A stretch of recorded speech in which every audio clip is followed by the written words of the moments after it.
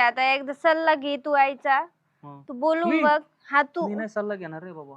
तेच मला बी मारले पाहिलं ना तू. कोण आहे मावशी मावशी? कोण आहे पोरगं? काय करते? हे सोयाबीन वाळू घालू लागत होतो. सोयाबीन. हा. कोण आहे तुम्ही? कुठे इथंच राहतो का आपल्या शेजारी? नाही तिकडे राहतो मी खालच्या आळीला. मला नाही माहिती. म्हणले माहित ते आमची भाऊ म्हशी. आहे होय तुझा? आमची भाऊ म्हशी- मानलेला भाऊ नाही हो. मग? काही बोलता का? मग ओळख आहे आमची म्हशी मागची. निके काय चाललंय? मला वाटलं की मी तुला सरप्राईज करन, तू इकडे मला सरप्राईज करते काय? काच सरप्राईज? तू ग बस रे.